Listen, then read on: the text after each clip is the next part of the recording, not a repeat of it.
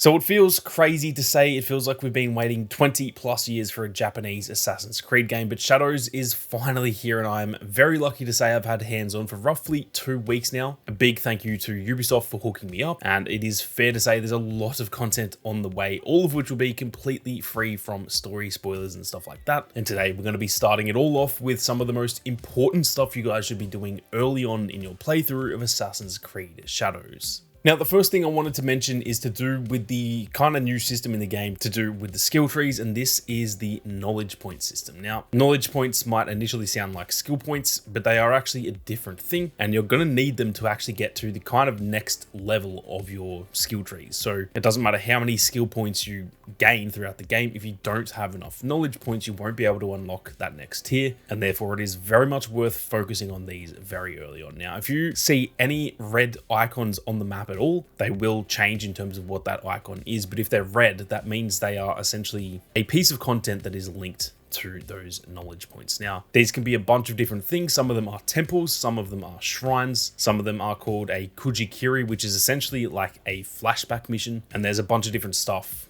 in this game that will allow you to accrue these knowledge points. Now, most of them are very simple, most of them are also pretty fun, but most importantly, they are absolutely worth doing because, like I said, you could have 100 skill points, it doesn't matter. If you don't have enough knowledge points to get to the next knowledge rank, then you'll only be able to unlock a certain amount of things within your skill tree. So get onto these early on. If you see anything red on the map, go and do it straight away. You will 100% regret it later if you don't do that. Now, the next thing I really recommend doing is actually to do with the hideouts. I'm sure you guys have seen a lot of this stuff in the lead up to the game, but for those who don't know, we can build our own hideout in this game, which is actually very, very fun to do. Now, once you get to the point in the story where you are able to start building your hideout, the first thing you want to try and build is a kakurega, and the game will sort of run you through this anyway. It is one of the first things you're able to build. Now, once you've built it, you want to actually head into the building, and this is where you can access contracts. Now, contracts are essentially a bunch of little side missions. Some of them are really fun, some of them are also just a lot more minor and they're just very, very quick, but they will often reward you with a bunch of different stuff. And in my opinion, it is worth doing the ones that give you a bunch of resources like the wood, the stone, the crops, as these are actually used in building your hideout. And without these resources, you can't really build anything. So like I said, once you get through the hideout section, build yourself a kakurega as soon as you can and try and do a bunch of these missions. Once you do some and you get a lot of resources, it just makes that whole process a lot easier, because without the resources, sometimes it can take you a lot of time going out and exploring, and those resources can be hard to find just randomly out in the open world. Now, before we go any further, if you guys are interested in more Assassin's Creed Shadows content and you are new to the channel, be sure to hit that subscribe button. There is plenty more content on the way, lots of guide content, lots of content finding some of the best items in the game like armor and weapons, and there is definitely plenty you guys do not want to miss out on. Now, the next thing worth doing is actually pretty much linked perfectly with the last tip to do with the hideouts, because once you've got a lot of those resources, the next thing you want to be building is a study. What a study does is it allows you to actually recruit more scouts, and scouts are pretty much essential for scouting out missions, aka pretty much finding where you need to go. And for those who didn't know, you do have a limited amount of scouts, so that means that if you use a scout, for example, on a mission trying to find where you need to be, and maybe you put the scouts in the wrong position and it doesn't actually reveal anything to you, you only have a set amount of scouts to be able to do that with, and once you've run out, you kind of have to wait until the next season. And so you definitely want to be getting as many scouts as you can. It just really helps you in finding where you need to go. But on top of that, it also does allow you to get even more resources, like I just mentioned, because something else you can do with your scouts is that whenever you take out a castle, for example,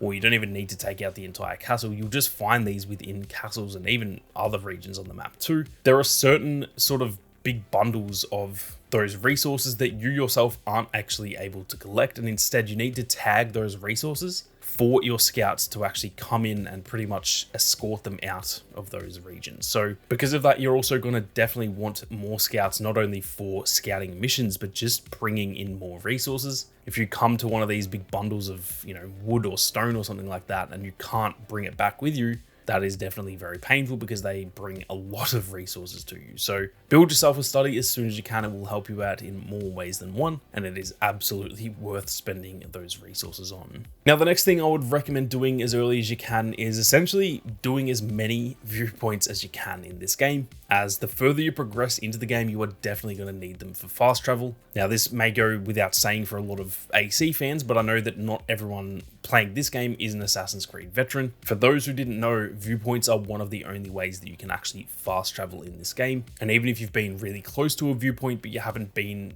on the actual viewpoint itself, you will not be able to fast travel there. So anytime you guys are anywhere even remotely close to a viewpoint, I really do recommend going and just checking some of these off. Don't get me wrong, some of them can actually be slightly tedious. It can be kind of hard to actually get to them in some cases. Some of them are even at the top of castles where you have to actually go and fight a lot of people to get there. But trust me, you are going to really regret if you don't get some of these viewpoints done, because if you need to go back to that region later on and there is no way to fast travel there, that could take you 10 to 15 minutes to actually travel to that place. So get some of these done early. Like I said, it kind of goes without saying for anyone who is a veteran of this franchise, but for anyone who's new, hopefully that helps you guys out. Now, the last two little things that I'm going to mention here are almost completely contradictory to each other and might also sound a little bit basic, but I'm going to kind of explain why I'm mentioning them. Now, the first one I've got is that I do think it is worth going out there and actually just finding a bunch of cool items. To some of you, that might sound kind of obvious, but I know that not everyone plays games that way. I think a lot of people do actually just purely focus on the story, and hey, there's nothing wrong with that at all. But to me, I don't think that is actually where you'll find the most enjoyment of this game. I think a lot of the enjoyment does come from the exploration, mostly because there is a lot of